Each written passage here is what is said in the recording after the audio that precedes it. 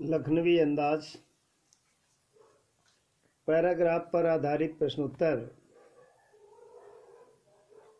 जो इस प्रकार है। नवाब साहब ने एक बार फिर एक पल खिड़की से बाहर देखकर गौर किया और दृढ़ निश्चय से खीरों के नीचे रखा तौलिया झाड़कर सामने बिछा लिया। सीट के नीचे से लोटा उठाकर दोनों खीरों को खिड़की से बाहर धोया और तौलिए से पोंछ लिया। जेब से चाकू निकाला, दोनों खीरों के सिर काटे और उन्हें गोद कर झाग निकाला। फिर खीरों को बहुत एहतियात से छीलकर फांकों को करीने से तौलिए पर सजाते गए।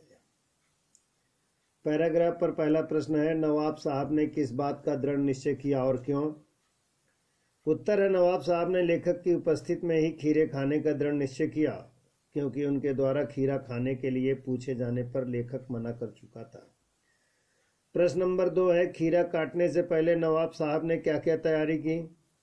उत्तर इस प्रकार है, खीरे काटने से पहले नवाब साहब ने उन्हें धोया, तौलिए से पोंछा, उन्होंने जेब से चाकू निकालकर उन खीरों के सिर काटे और गोद कर झाग निकाला। तीसरा प्रश्न है, एहतियात और करीना शब्दों के अर्थ लिखिए। एहतियात में अर्थ है सावधानी, करीना है क्रम से ढंग से। अगला पैराग्राफ है, लखनवी स्टेशन पर खीरा बेचने वाले खीरे के इस्तेमाल का तरीका जानते हैं। ग्राहक के लिए जीरा मिला, नमक और पिसी हुई लाल मिर्च की पुड़िया भी हाजिर कर देते हैं।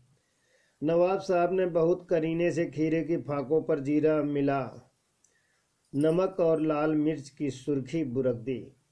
उनकी प्रत्येक भाव भंगिमा और जबड़ों के स्फुरण से स्पष्ट था कि उस प्रक्रिया में उनका मुख खीरे के रसवादन की कल्पना से प्लावित हो रहा था।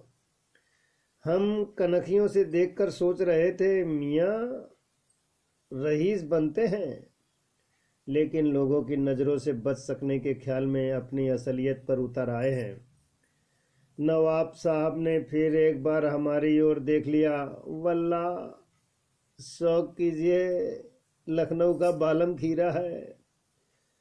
नमक मिर्च छिड़क दिए जाने से ताजे खीरे की पनियाती फांकें देखकर पानी मुंह में जरूर आ रहा था, लेकिन इनकार कर चुके थे। आत्मसम्मान निभाना ही उचित समझा। उत्तर दिया, शुक्रिया, इस वक्त तलब महसूस नहीं हो रही है, मैदा भी जरा कमजोर है, कि भला शौक फरमाए। अब प्रश्न इस प्रकार है, नवाब साहब का मुंह प्लावित क्यों हो रहा था?